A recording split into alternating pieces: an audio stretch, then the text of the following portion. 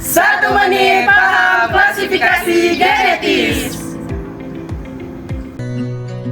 Apa yang kau takutkan dari gelap malam? Bintang temani mimpimu. Nah, linguistik historis komparatif merupakan cabang dari linguistik yang mempersoalkan bahasa dalam bidang waktu, serta perubahan-perubahan bahasa yang terjadi dalam kurun waktu tertentu saja, serta melakukan penyelidikan perbandingan suatu bahasa dengan bahasa lain. Nah, ada 4 klasifikasi dalam kajian historis komparatif. Yang pertama ada klasifikasi genetis, areal, tipologis, dan juga sosiolinguistik.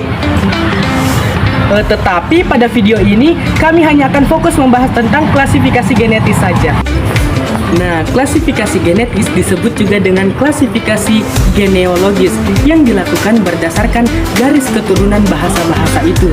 Artinya, suatu bahasa diturunkan atau berasal dari bahasa-bahasa tua. Klasifikasi genetis dilakukan berdasarkan kriteria bentuk atau bunyi dan juga makna, yaitu kesamaan bentuk atau bunyi dan juga makna yang terkandung di dalamnya. Bahasa-bahasa yang memiliki jumlah kesamaan bahasa seperti itu disebut berasal dari bahasa asal atau bahasa proto yang sama. Nah, bahasa proto itu tidak diketahui penutur asli dan tidak ada catatan tertulis, tetapi direkonstruksi oleh para ahli bahasa melalui perbandingan bahasa-bahasa keturunannya.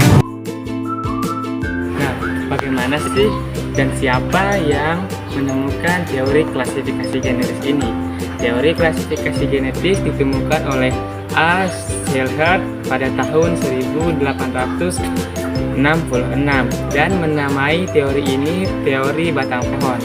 Namun pada tahun 1872 teori ini dilengkapi oleh J. Smith dan menamainya dengan teori gelombang.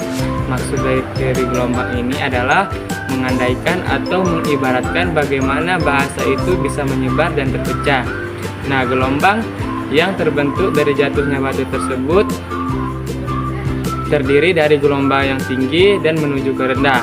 Gelombang yang tinggi ini diibaratkan sebagai bahasa yang memiliki ciri dan kesamaan dengan bahasa proto atau bahasa awal, sehingga mudah dilihat pada kesamaan bunyi dan bentuknya. Terus bahasa-bahasa yang lebih rendah sukar dilihat karena ciri-cirinya semakin kian menghilang. Nah, terus siapa yang dan bagaimana penyebaran bahasa itu dimulai? Penyebaran bahasa disebarkan oleh penutur yang berpindah tempat sebagai akibat dari bencana alam, konflik sosial, serta peperangan. Klasifikasi genetis juga menyebut bahwa bahasa itu bersifat divergensif, yaitu memecah dan membentuk bahasa-bahasa baru.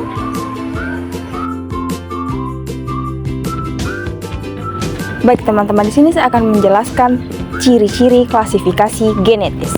Klasifikasi genetis itu terbagi menjadi 3. Yang pertama adalah bersifat non-arbiter, yang dimana adalah hanya menggunakan satu jalur saja, yaitu menggunakan jalur atau garis keturunan.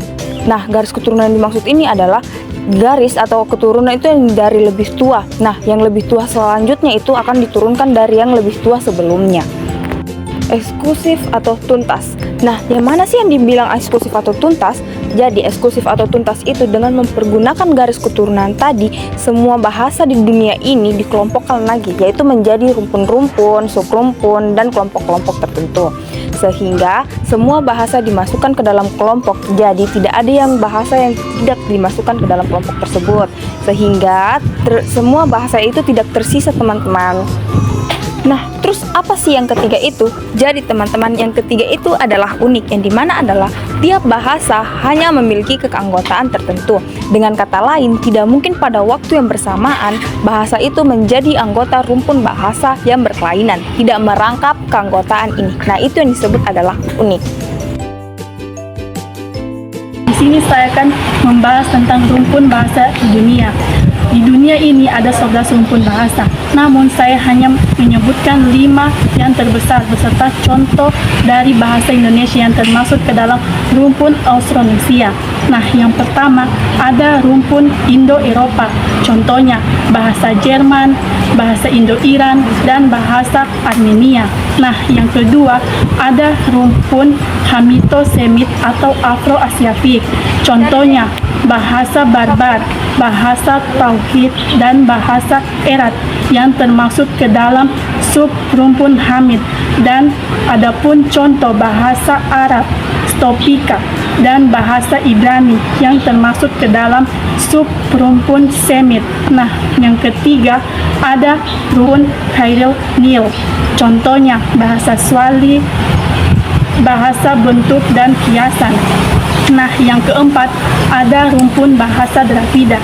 Contohnya bahasa Telugu, bahasa Tamil, dan bahasa Kanari. Nah, contoh rumpun keempat ada rumpun Austronesia yang disebut juga Melayu Polinesia, yaitu berasal dari bahasa Indonesia, Melayu, dan Filipina. Contohnya mata dalam bahasa Indonesia. Nah, kedua mate dalam bahasa Malaysia. Nah, ketiga mata dalam bahasa Filipina. Kata di atas memiliki makna yang sama. Bahasa-bahasa itu dimasukkan ke dalam rumpun Austronesia yang memiliki kesamaan makna, termasuk dalam bahasa Proton bahasa yang sama karena memiliki kebersamaan bunyi yang hampir mirip dan kesamaan makna yang sama.